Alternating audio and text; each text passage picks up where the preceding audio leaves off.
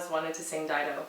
I love that she's such a strong woman, she's a queen, and I love also how Purcell and his librettist decided to switch the perspective of the story from Virgil's Aeneid and give Dido the center of the story. In the original, it's all about Aeneas and what he's going through and how the gods are calling him back, but in the Purcell version, it's about the woman's perspective, what it's like to be abandoned by a lover, the roller coaster of emotions that she has to go through, and the pressure that she's under, not just as a normal woman going through this, but as the queen of a country, Carthage in northern Africa. This kind of all contributes to my interest in it. It's such a unique story in the canon of opera. One of the only characters that I would ever get a chance to play like that for my voice type. Usually I'm performing the teenage boy roles. My first experience working on this music was actually, ironically, with Marshall and Opera Atelier.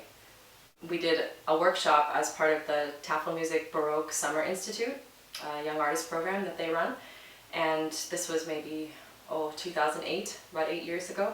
So I was one of the singers in the program, and Marshall and David Wallis came in and worked with us on interpreting Baroque opera roles. So we did some stage work, we talked about the text, obviously music as well, but it was a mini masterclass on this role, and I prepared a few scenes.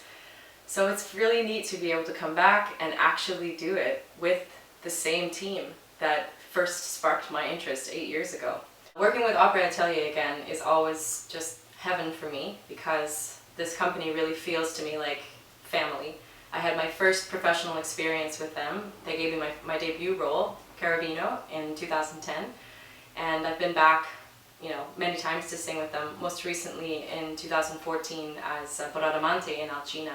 Because Opera Atelier connects with the same group of artists often over and over, I feel like they really build a family, and working with them is like coming home to create something amazing with your family. And also it's just fantastic for me to be in Toronto. I lived there for 6 years. It feels like a second home no matter where I am in the world, and every time I come back I just feel this renewed sense of energy and purpose. I hope that you guys can come and see Dido and Aeneas. It's going to be a beautiful, beautiful moving show, also kind of short, and it's in English. So, hey, why not? Hope to see you there. Bye.